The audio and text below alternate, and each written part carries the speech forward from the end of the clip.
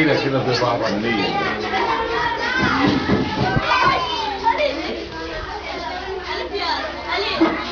ظل دستور جديد يكفل التعليم والصحة لكل مواطن يعيش على أرض مصر، تأتي جزيرة العزبي المتفردة بعدم تطبيق مواد الدستور عليها. فمع بداية الدراسة نجد أن المدرسة الوحيدة لا يأتي إليها سوى مدرس واحد، وأصبح هؤلاء الأطفال بلا تعليم. ونلتقي مع الأستاذ فاروق النجار، معلم أول بمدرسة عبد الله الجزار ومنتدب من مدرسة عبد الله الجزار إلى جزيرة العزبي. اهلا بيك. طيب إيه المشكلة عندكم؟ المشكله دلوقتي ان انا عندي يعني سنه الصف الثاني والصف الثالث والصف الرابع والصف الخامس، وانا المعلم الوحيد ومستلم هنا من يوم 22/9، فطبعا الكفاءه عاليه علي، فانا بطالب بعدد من المدرسين، وطبعا الكفاءه بالجماليه من مدرسين كتيره جدا، فطبعا يجيبوا لي بعدد الفصول وعدد الكفاءه اللي انت شايفاها دي. طب انتوا ما اتكلمتوش، ما طلبتوش من حد الموضوع ده؟ ما انا طلبت، يعني انا لسه جاي من 22/9 ومستلم المدرسه، طبعا مستلمها مفيش كل المجهود اللي انت شايفاه النهارده دي من يوم 22/9 للنهارده، وطبعا مستلم الكتبات وجايبها النهارده زي ما انت شايفه على الطبيعه، يعني عملت معجزه كبيره جدا زي ما انت شايفه على الطبيعه، كل الامور على الطبيعه، وطبعا انت جاي مفاجئ لاقياني في الفصل وبشرح للتلاميذ يعني على اجمل وجه، يعني لا اعلم ان انتوا جايين او لاخر. طبعا اللي قبل كده المدرس اللي قبل كده طبعا بيقولوا احنا عمرنا ما شفناه هنا، فكانت بالنسبه لي مفاجاه انني يعني عم حمدان طبعا من اهل المنطقه، وطبعا يعني قابلنا مقابله كويسه جدا واستقبلني احلى استقبال، وطبعا بعت لي الصاروخ واخدني الصبح، طبعا كل ده مفاجئ، كل يوم موجود في المدرسه من يوم النشره بتاعت ما طلعت هنا، وطبعا زي ما انت شايفه الكفاءه عاليه عليا، فانا بطالب الوقت لو عايزين تعليم هاتوا لي مدرسين معايا، طبعا زي ما انت شايف يعني سنه ثانيه وسنه ثالثه وسنه رابعه وسنه خامسه كل المجهود ده عليا، فطبعا انا بطالب بعدد من المدرسين عشان العمليه التعليميه تسير في امان وسلام. الموضوع كل سنة كده ولا السنة دي بس ولا ايه؟ المدرسه دلوقتي بقى لها حوالي تقريبا من 3-4 سنين، بس مفيش فيها ايجابيات، مفيش ايجابيات في التعليم.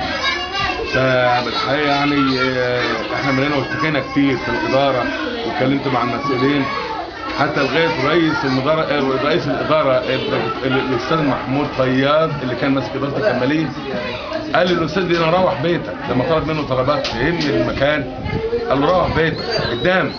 قلت له يا استاذ، هو طلع دلوقتي على المعاش اصلا حاليا، فرجع الراجل اللي نازل جديد مشكور عين مدرسين وجابهم لي تاني وحاول يشغل المكان تاني، فانا بشكرهم على اللي كل واحد يهتم بالتعليم، لان احنا ناس يعتبر ضايعين، يعتبر احنا ناس في الجزيره ضايعين، ونتكلم عن التعليم من 93 بنتكلم عن التعليم، ما حدش واطفال رهيب، يعني 3-4-5 شهور اشتغلوا.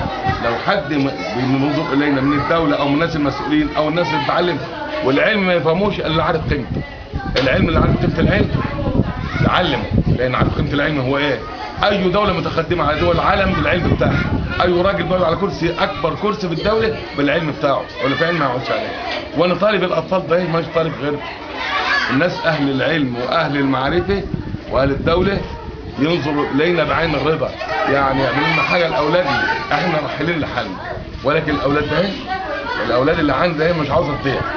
تبع فعل ضايع، انا شايف البلطجيه والناس دي النهارده، شايف كل بلد بقى فيها بلطجيه، مين اللي تعمل؟ الناس المتعلمه محترمه، واحد على انت عايز محترمه ومسلم امن، انما الناس اللي هي غير علم جاهله وسايبه بلطجيه تهرب. فانا طالب من الناس المسؤوله ان يبادروا الينا وانظروا الينا وعلمونا، علموا اولادنا. انا الحمد لله انا كنت بلف الناس بفهم وحل مشاكل، وراجل كنت الناس تقول لي انت مثقف ولا متعلم من غير حافظ القران الحمد لله. الحمد لله لو لقينا سيدنا جبريل نزل انا خافض جناحي طالب العلم، ورب العزه عز وجل قال لحبيب مصطفى ايه؟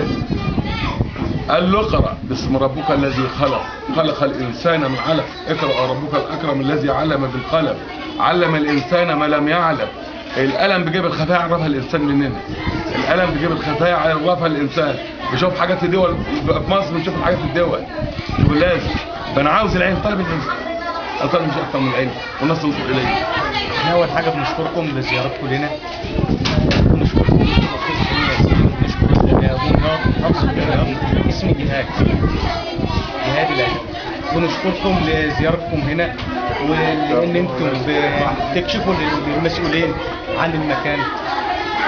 يعني ووزاره الصحه بتاع دمياط برضه ما اخرتش عننا في نفس الوقت في الفتره اللي فاتت، يعني تقديمها لنا الدعم لها عن الصحه، ولكن محافظه الدقهليه ما سالتش في الاطفال.